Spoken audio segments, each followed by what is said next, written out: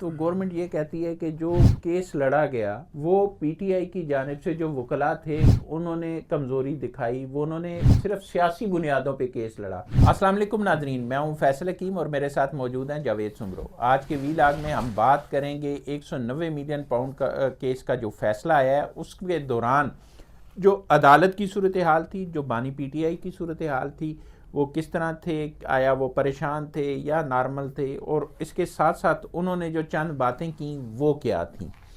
اور اس کے ساتھ ہم بات کریں گے دوسرے حصے میں جو مذاکرات چل رہے ہیں 190 ملین پاؤنڈ کے جو کیس کا فیصلہ ہے اس پر کیا اثرات ہوں گے،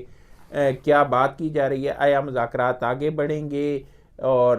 یا یہیں پہ ختم ہو جائیں گے۔ تو بات شروع کرتے ہیں۔ سب سے پہلے Javed Soomro, 190 million pound case کا فیصلہ بالآخر آ ہی گیا، 23 دسمبر، پھر 3 جنوری، 6 جنوری، پھر 13 جنوری اور آخر 17 جنوری کو فیصلہ آ گیا، اور فیصلہ بھی جو آیا وہ سب کے سامنے ہے۔ جو جب فیصلہ یہ سنایا جا رہا تھا، ظاہر ہے آج معمول سے زیادہ جو لوگ تھے وہ عدالت میں موجود تھے، تو کیا صورتحال تھی عدالت کی؟ جی بسم اللہ الرحمن الرحیم۔ فیصل، بہت آپ نے اچھی بات پوچھی ہے ہم سے۔ اندر جو کمرہ عدالت کے اندر جو ماحول تھا وہ بہت ہی ڈفرینٹ تھا۔ وہ میں آپ کو بتاؤں تو جب تقریباً ٹائم ہوا عدالت کی جانب سے 11:30، تو پھر خان صاحب جو ہے نا وہی ٹراؤزر اور جاگر کے اندر، اور انہوں نے ٹی شرٹ، پھر اس کے اوپر انہوں نے کالی جیکٹ پہنی ہوئی تھی بہترین قسم کی، آئے اور آتے ہی ان کی نظر جو ہے پھر ہم جرنلسٹ کے اوپر پڑی، اور انہوں نے کہا انہوں نے کہا کہ جی واہ، آج تو بہت سارے لوگ جرنلسٹ آئے ہوئے ہیں۔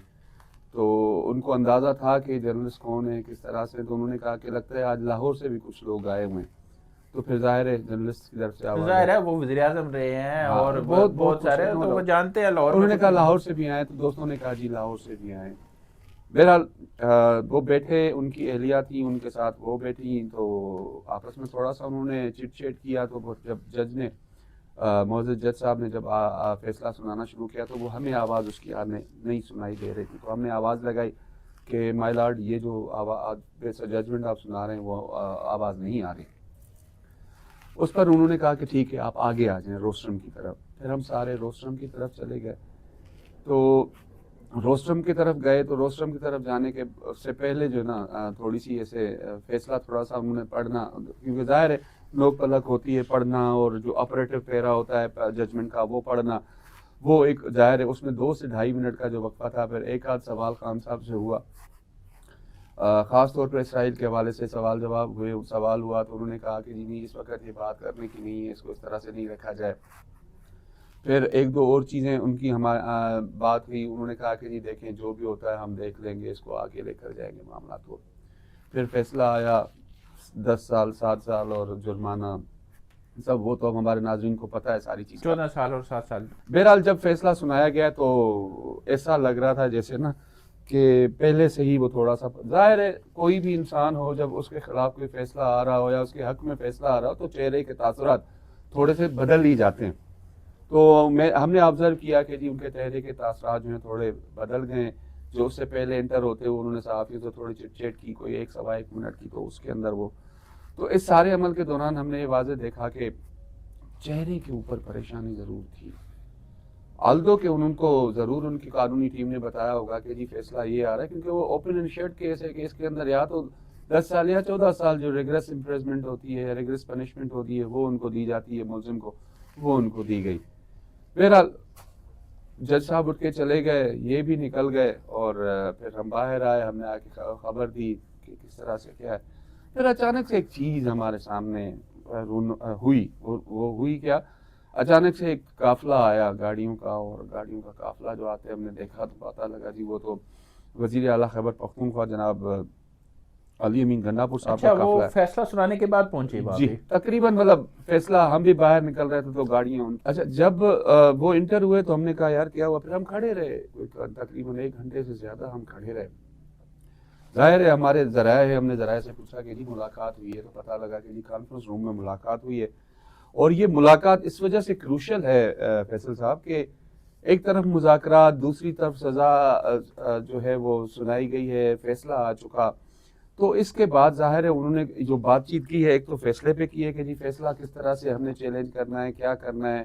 اور آگے ہائی کورٹ کے اندر یہ معاملہ جائے گا تو وہاں پہ فیسز کس طرح سے ادا کرنی ہوں گی. یہ تمام چیزیں جو ہیں نا اس ملاقات میں ڈسکس ہوئی ہیں، اور جو اہم معاملہ اور ڈسکس ہوا ہے وہ مذاکراتی کمیٹی کا، کہ مذاکرات کے اندر. اچھا مجھے یہ بات بتائیں کہ علی امین گنڈا پور نے تقریباً گھنٹہ ڈیڑھ گھنٹہ کی میرے خیال ہے ملاقات ہوئی ہے. اس ملاقات کے بعد کوئی میڈیا کو انفارم نہیں کیا کہ کیا بات ہوئی ہے؟ دوسرا،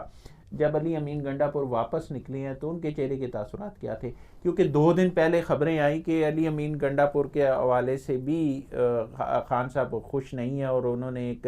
جملہ جو بہت چلا سوشل میڈیا پہ وہ یہ تھا کہ ڈیرا سے باہر نکل آئے،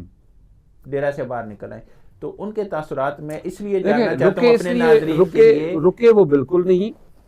گاڑی کے اندر جو ہمیں تاثرات نظر آئے تو وہ بھی مجھے ذاتی طور پہ، مجھے وہ نا علی امین گنڈا پور صاحب بہت زیادہ، جیسے نہیں ہوتا چہرے کے اوپر تھوڑی بہت پریشانی ہوتی ہے، تو میں اسی وقت ہمیں اندازہ ہو گیا کہ یہ ملاقات کچھ بہتر طریقے سے نہیں ہوئی. ہو سکتا ہے علی امین گنڈا پور صاحب کو خان صاحب نے کوئی چیزیں سمجھائی ہوں، اور سمجھانے کا جو طریقہ ہو وہ خان صاحب کا، چونکہ وہ اپنے حساب سے بولتے ہیں، ان کے انداز بیان اپنا ہے، تو اس حساب سے تو چیزیں اس ملاقات کے اندر یہی ڈسکس ہوئی ہیں. اور عمران خان صاحب نے واضح طور پر جو ہمارے ذرائع کہتے ہیں، انہوں نے یہ کہا ہے ان کو کہ جی آپ ہمارے کیسز آگے لے جائیں، کون سے قانون کے تحت یہ مقدمہ آگے جائے گا، ہائی کورٹ میں کب چیلنج کریں گے، کس طرح سے چیلنج کریں گے. اور یہ بھی کہا گیا ان کو، اور اپنے وکلاء کو بھی انہوں نے ہدایت کی کہ فوری طور پر اس کا جو سرٹیفائیڈ فیصلہ ہے، چونکہ سرٹیفائیڈ فیصلہ ملے گا عدالت سے تو وہ ہائی کورٹ میں چیلنج ہوگا. تو وہ جب ہائی کورٹ میں چیلنج ہوگا تو اس کے بعد ہی جا کے آگے ہائی کورٹ میں یہ معاملہ آگے ہیئرنگ شروع ہوں گی، باقی لمبا چلے گا بات ہے. لیکن اب علی امین گنڈا پور جو ہے وہ مذاکراتی کمیٹی کے بھی ممبر ہیں، اور مذاکراتی کمیٹی کے دوران ان کا جو رویہ ہے وہ بڑا مذاکرات کو آگے بڑھانے کے حوالے سے خوش آئند ہے. جو باہر میڈیا پر بیانات دیتے ہیں وہ کچھ اور ہوتے ہیں، لیکن جو مذاکرات کے دوران ان کا لب و لہجہ ہوتا ہے وہ بڑا مختلف ہوتا ہے، اور یہی لگتا ہے کہ مذاکرات ان کی وجہ سے آگے بڑھ رہے ہیں. تو کیا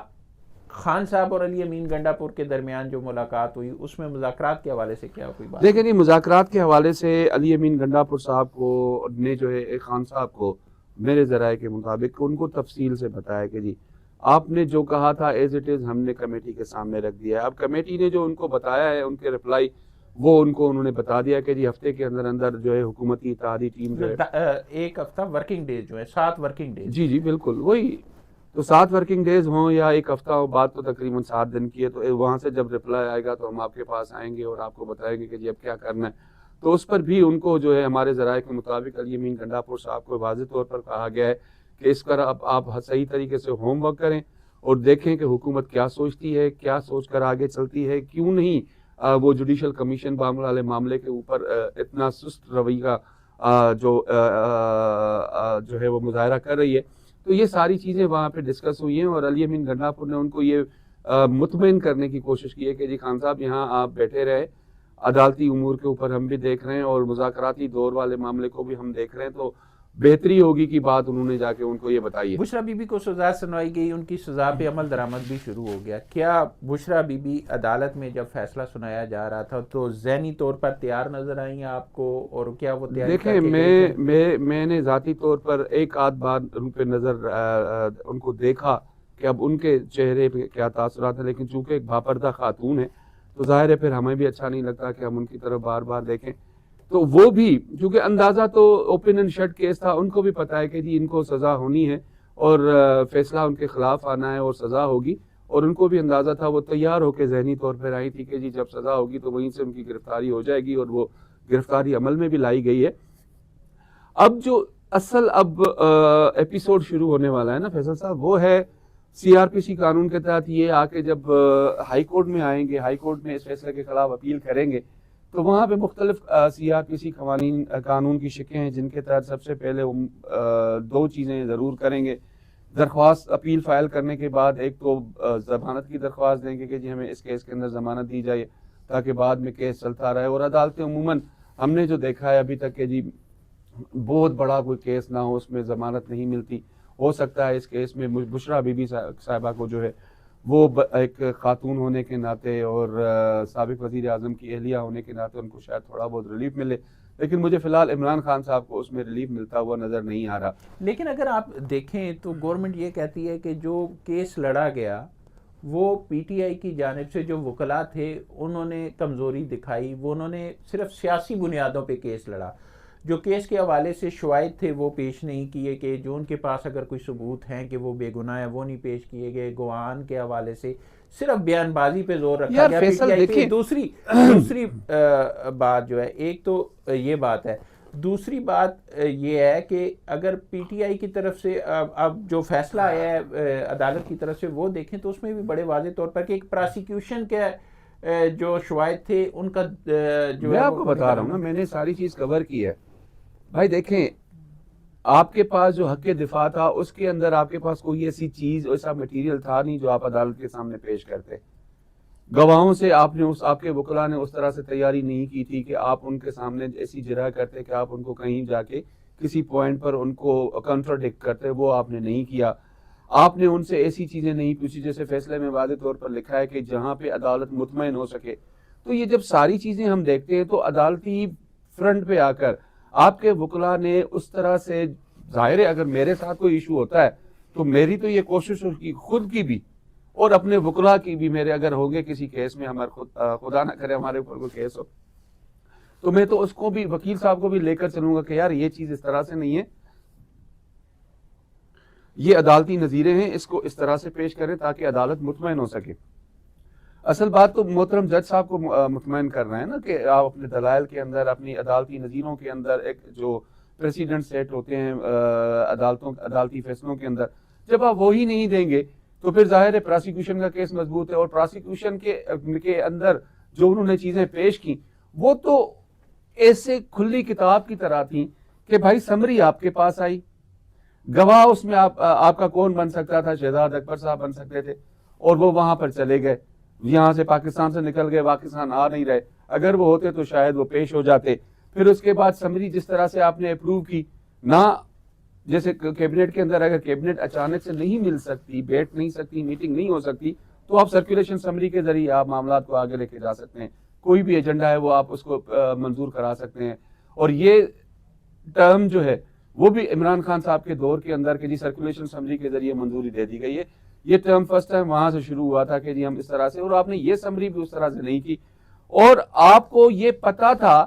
کہ بحریہ ٹاؤن والا جو یہ کیس ہے کس طرح سے یہ سپریم کورٹ میں چل رہا ہے، 460 ارب روپے انہوں نے ادھر دینے، اور یہ این سی اے کی جو ضبط شدہ رقم تھی پاکستانی حکومت کے اکاؤنٹ میں آنی تھی، آپ نے کس طرح سے اس کو موو کرایا آگے، اور کس طرح سے آپ اس کو لے گئے۔ اچھا چلیں، یہ تو باتیں ہوتی رہیں گی، ظاہر ہے وہ ہائی کورٹ میں جائیں گے تو کچھ نہ کچھ ثبوت تو پیش کریں گے، تبھی ریلیف ملنے کا کوئی امکان پیدا ہوگا۔ دیکھتے ہیں کیا ثبوت جو ہے وہ پی ٹی آئی سامنے لاتی ہے۔ اس کے اندر ثبوت ہے نہیں نا، دیکھیں اس کے اندر ثبوت ہے نہیں، یا تو آپ اپنے گواہان لے آئیں، وہاں پہ آپ کی جو ہے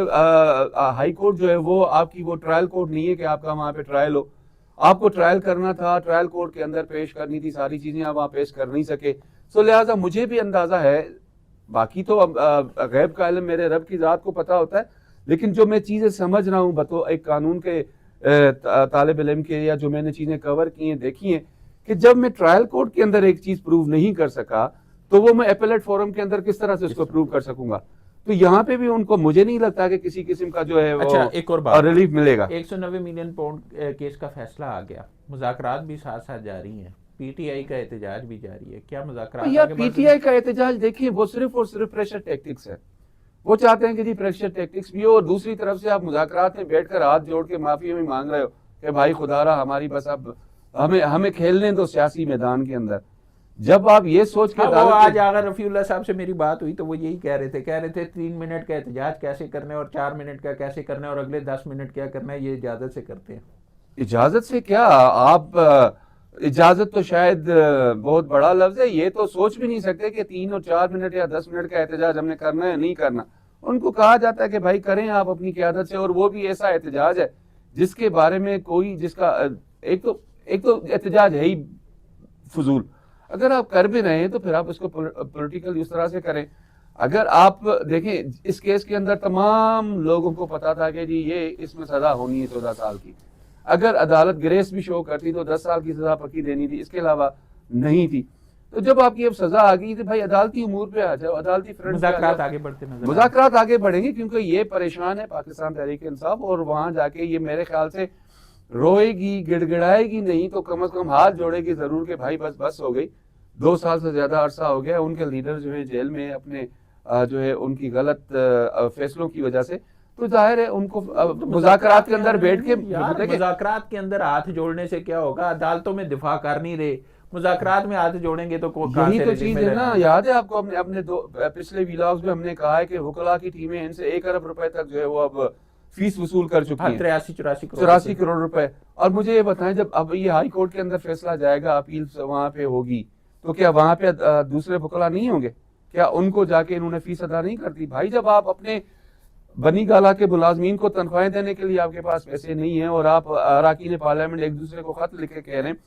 کہ جی 2-2 لاکھ روپے جمع کرائیں تاکہ 2,40,000 روپے جمع کرائیں، اور ہم جو ہمارے ملازمین ہیں، سرونٹس ہیں، ان کے جو ہے ان کو تنخواہیں ادا کرنی ہے بنی گالہ کی اور دیگر گھروں کی. ایسی صورت میں کون پیسے نکالے گا؟ پھر آف کورس یہی بات آئے گی کہ پارٹی کا فنڈ یوز کریں آپ، جیسے وہ 83 کروڑ روپے کا فنڈ آپ نے پہلے وکلاء کو دیا ہے. اور وکیل کیوں آپ کا مفت میں کیس لڑے گا؟ ٹھیک ہے. اور مجھے محترم نعیم بخاری صاحب کی بات یاد آ رہی ہے کہ انہوں نے سپریم کورٹ میں ایک کیس کے اندر یہ کہا تھا کہ وکیل کبھی بھی مفت میں کیس نہیں لڑتا، اور یہ حقیقت ہے، کیونکہ وکیل صاحب کا پروفیشن ہے، وہ فیس لے گا تو آگے کیس میں بڑھے گا نا. تو یہاں بھی یہی صورتحال ہے. انہوں نے ابھی یہاں پہ میرا نہیں خیال کہ کوئی لاکھوں میں فیس دینی ہوگی، تو 10-12 کروڑ کی فیس انہوں نے ہائی کورٹ میں بھی دیکھتے ہیں پی ٹی آئی جو ہے وہ ہائی کورٹ میں اگر اس فیصلے کو چیلنج کرتی ہے تو کیا چیزیں سامنے لاتی ہے، کون سے گواہان پیش ہوتے ہیں، یا کیا حکمت عملی اپناتی ہے کہ اس کو جو بانی پی ٹی آئی ہیں ان کو ریلیف کے لیے اقدامات کر سکے. اور اس کے ساتھ ساتھ مذاکرات کے حوالے سے دونوں اطراف سے، چاہے وہ پی ٹی آئی تھی چاہے وہ حکومت تھی، دونوں اطراف سے بڑے مثبت بیانات ہیں کہ مذاکرات پہ کوئی اثر نہیں پڑے گا، مذاکرات جاری رہیں گے. اللہ کرے کہ مذاکرات جاری رہیں اور یہ مذاکرات ملک کے لیے ہوں، ملک کے مفاد میں ہوں، ملک کی ترقی کے لیے ہوں، اور ان کا کوئی مثبت نتیجہ بھی نکلے. اب تک کے لیے اتنا ہی. بہت جلد آپ کے پاس ایک نئے ویلاگ کے ساتھ حاضر ہوں گے. تب تک کے لیے اللہ حافظ.